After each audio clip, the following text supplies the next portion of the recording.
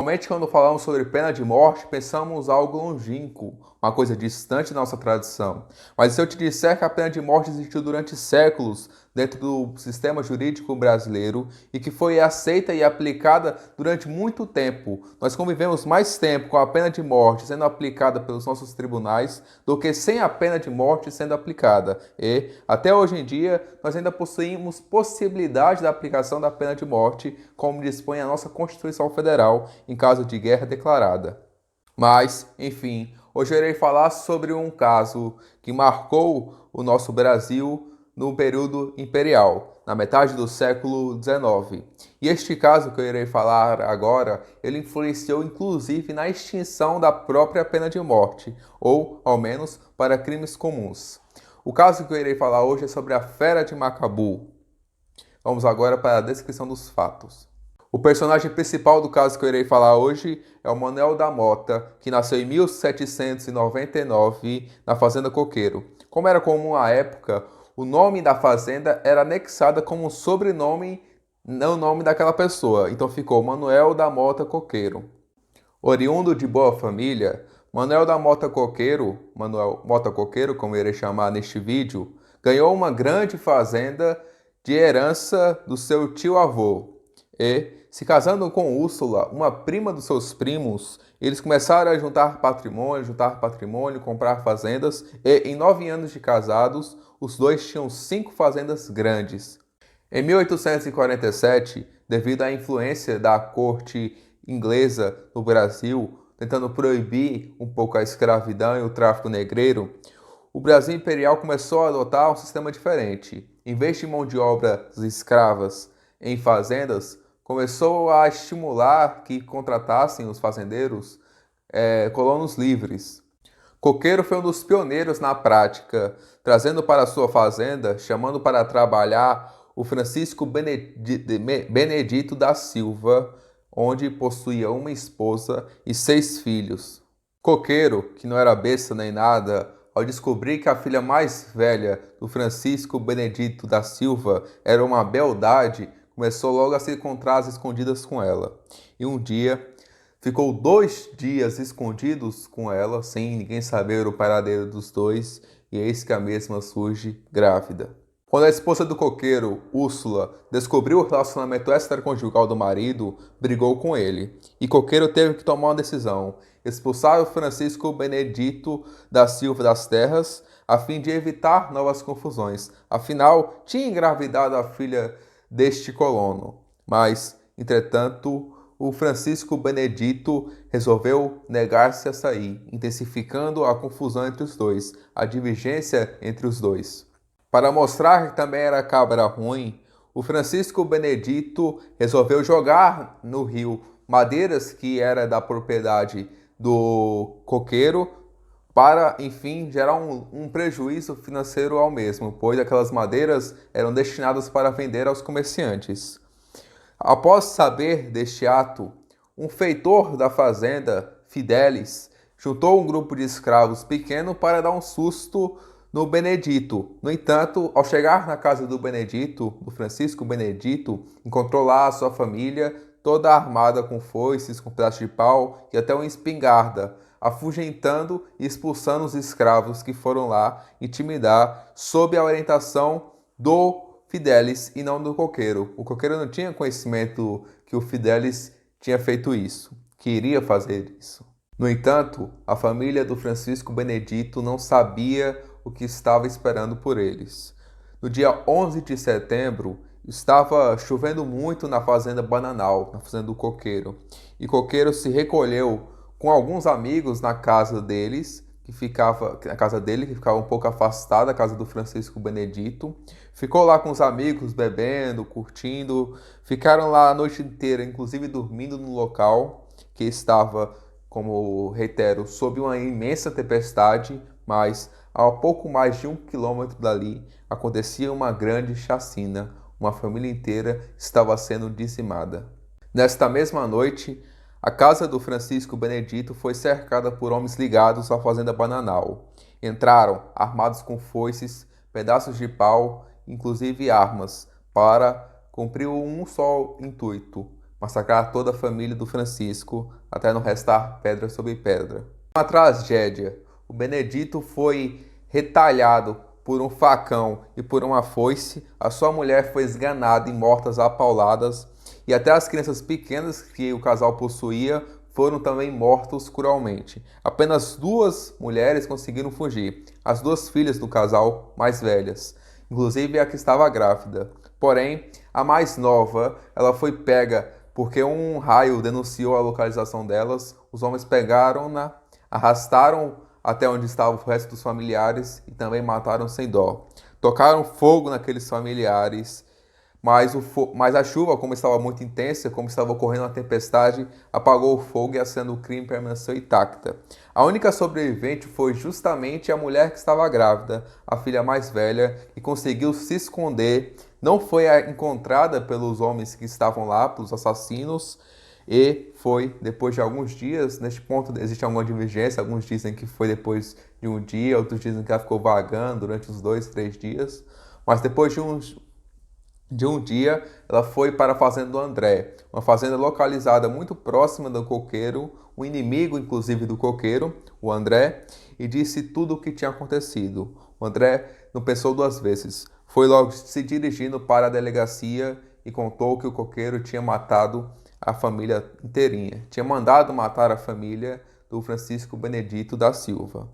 Tão somente alguns dias depois, alguns escravos da fazenda Bananal perceberam a aglomeração de urubus próximo à casa de Francisco Benedito, foram até a cena do local e lá encontraram a cena do crime praticamente intacta. Encontraram os parentes todos mortos, faltando apenas uma única moça, e correram para avisar o coqueiro. Coqueiro, ao ouvir a notícia, ficou desesperado, pois sabia que seria acusado de um crime. Imediatamente, Coqueiro reuniu todos os escravos na fazenda a fim de conseguir angariar alguma confissão. Perguntando, um dos escravos disse que participou do crime. Coqueiro então foi para cima dele e puniu-o severamente. Após esta punição, nenhum outro escravo quis confessar o crime. Coqueiro estava cogitando fugir, com medo do que poderia acontecer com ele. Mas, ao falar com Úrsula, a sua esposa, ela aconselhou que ele ficasse, que fugindo daria a impressão que ele realmente cometeu o crime. Mas Coqueiro, como ficou com muito medo e acreditava no fundo que se ele sumisse durante algum tempo, as pessoas acabariam se esquecendo dos fatos, ele então resolveu fugir. Então saiu, abandonando a sua mulher, o seu filho, a sua fazenda, os seus escravos, enfim, tudo. Coqueiro pensou errado. A imprensa assumiu o papel da acusação, deu o apelido a ele de Fera de Macabu e caiu matando em cima dele. E Coqueiro, depois de algum tempo, foi encontrado em uma vila próxima, identificado e logo preso. A prisão do Coqueiro foi um tanto quanto icônica. Ele foi levado, algemado em cima de um jumento, sendo que a população estava toda vendo. E no momento que estava preso, no início, ele era amarrado em uma árvore com a população, com os transeuntes, xingando de tudo que era nome. Inclusive, tinham muitos policiais para conter a população e ele não acabar saindo linchado. Foi, literalmente, um espetáculo. Coqueiro foi colocado em uma cela segura, com um sentinela 24 horas por dia vigiando-no. Úrsula, a sua esposa, foi autorizada com o delegado na mesma noite a ir falar com ele. Entrou lá chorando e saiu chorando, desesperada. Um conhecido próximo do Coqueiro, naquela mesma noite, pouco depois, entrou lá oferecendo-lhe um frasquinho de vidro contendo veneno dentro, aconselhando que Coqueiro se matasse, afinal, ele podia ser morto de uma forma pior naquelas condições, mas Coqueiro recusou. Disse que provaria sua inocência. O que Coqueiro não sabia era que quem comandava as investigações eram seus inimigos, e os inimigos estavam empenhados em condenar o Coqueiro à pena máxima, à pena de morte. Eles estavam interrogando os escravos do Coqueiro, sendo que eles estavam tanto que ameaçando um pouco, coagindo os escravos para que falassem algo contra o patrão deles. E ainda mais, existem algumas informações que dizem que os algozes do coqueiro estavam prometendo que se alguém trouxesse uma prova para condená-lo, iriam deixar de ser escravos. Ou seja, os escravos que trouxessem alguma prova, que testemunhassem contra o coqueiro e aquele testemunho fosse enfático na condenação, deixariam de ser escravos, teriam a carta de alforria comprada pelos seus algozes. O interesse de condená-lo e levá-lo à forca era tão grande que a polícia sequer fez questão de interrogar seus amigos que estavam durante a noite do crime com o coqueiro. Não fizeram questão nem de pegar o depoimento dessas pessoas, que, como álibis verídicos, podiam acabar inocentando no tribunal. A investigação correu em tempo veloz e logo pôde o promotor acusar o coqueiro e mais 4 escravos da fazenda de terem cometido o crime previsto no artigo 192 do Código Penal Imperial, cuja pena máxima era a morte na forca. O advogado de coqueiro, no entanto, queria postergar um pouco o julgamento, pois acreditava que o seu direito de defesa tinha sido cerceado e queria reunir mais provas para provar que o seu cliente era inocente. Contudo, o juiz não estava convencido a postergar mais o julgamento, pois ele já sabia, ou imaginava saber, que Coqueiro era culpado. A mídia já tinha sentenciado Coqueiro à prisão, já tinha decretado a sua culpa, e a população, em geral, já tinha ratificado o que a mídia tinha dito. Ou seja, aquilo era um mero teatro, Coqueiro já estava condenado, as pessoas já imaginavam ser o mesmo culpado. Nos dias anteriores ao julgamento, o juiz Almeida Couto disse que já estava tão convencido da culpabilidade do réu que não iria nem investigar o processo a fundo, pois não tinha muita coisa a pensar. Ele já estava convicto de que o coqueiro Mota tinha sido responsável pela morte da família. A consequência foi esperada. Os jurados consideraram o coqueiro Mota culpado, aceitaram quase todas as acusações levantadas e chegaram até a pena máxima do artigo 192 do Código Imperial, pena de morte por forca. Coqueiro ficou desapontado com o desempenho do seu advogado, então resolveu dispensar seus serviços e contratar um novo advogado para entrar com recurso na justiça para que ocorresse um novo julgamento. No dia 3 de março de 1853, ocorreu um novo julgamento com um novo advogado, de nome Tinoco. O advogado Tinoco realizou uma excelente defesa, apontando a falta de materialidade de provas e apontando, inclusive, que os depoimentos que foram tirados dos escravos do coqueiro são depoimentos frágeis, afinal, os escravos estavam todos com medo, estavam receosos, então eles não estavam com muita segurança na fala. São alegações um tanto quanto frágeis para se sustentar e para condenar uma pessoa. Não existia prova material de sua autoria, ou ao menos que ele foi o mandante daquele crime terrível. Apesar de seus notórios esforços, o Tinoco não conseguiu sensibilizar os jurados que já estavam convencidos de que o coqueiro realmente cometeu aqueles crimes. Então, a sentença foi a mesma do primeiro julgamento, condenado a morrer na forca.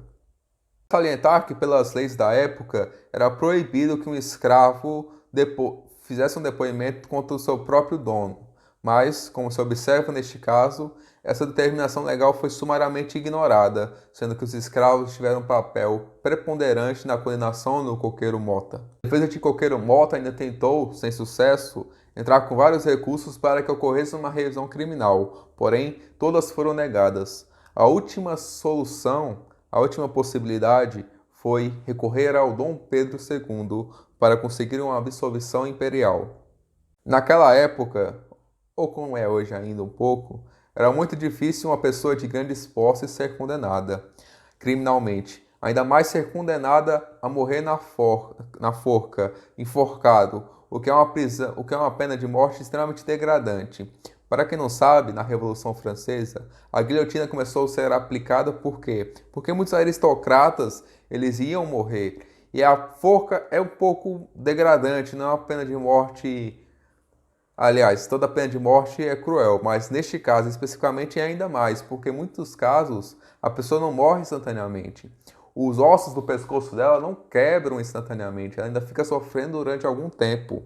É uma morte bem degradante. Então, na Revolução Francesa, começaram o quê? A usar a guilhotina. Então, no Brasil, depois de muito tempo, é claro, não era muito comum, quer dizer, era extremamente atípico uma pessoa com muitas posses, uma pessoa rica, ser condenada criminalmente, ainda mais a pena de morte. Era algo assim impensável. Então fazia sentido sim recorrer ao Dom Pedro II a fim de angariar algum perdão imperial. No entanto, Dom Pedro II, assim como boa parte da sociedade, da mídia e até os jurados, também acreditava que o Coqueiro era culpado.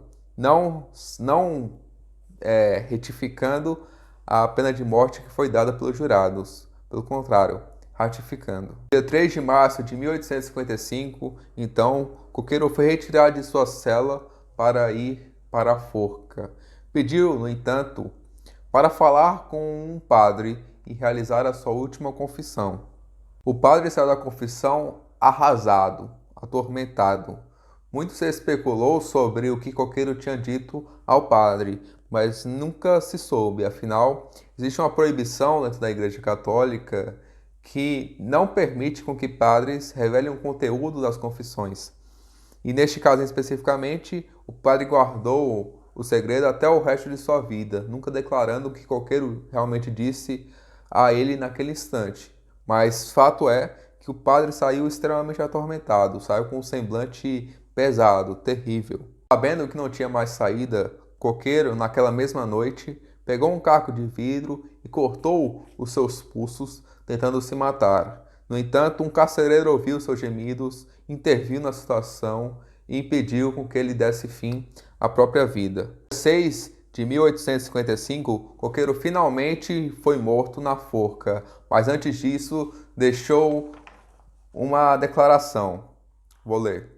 Eu sou inocente. Minha maldição é que essa cidade vai pagar 100 anos de atraso pelo que me faz. Sabe-se que no momento da sua morte, quando ele foi jogado, o seu pescoço não se rompeu imediatamente na forca, sendo que ele ainda ficou vivo se debatendo. O carrasco então subiu, pendurou-se na corda, colocou os dois pés no ombro de Coqueiro e começou a pular macabramente, até que um barulho, um estalo se ouviu cortando a multidão.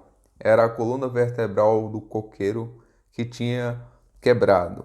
Naquele instante a população conteve-se um pouco. Aquela animação de ver um criminoso morrendo, ela se esvaiu. Afinal, as pessoas perceberam que Coqueiro realmente tinha morrido e que naquele instante nada mais adiantaria se fosse declarado que Coqueiro era inocente, que foi outra pessoa que mandou matar a família. Afinal, a sentença de morte, quando cumprida, ela não pode mais retroagir. Não é possível você reembolsar a vida de uma pessoa.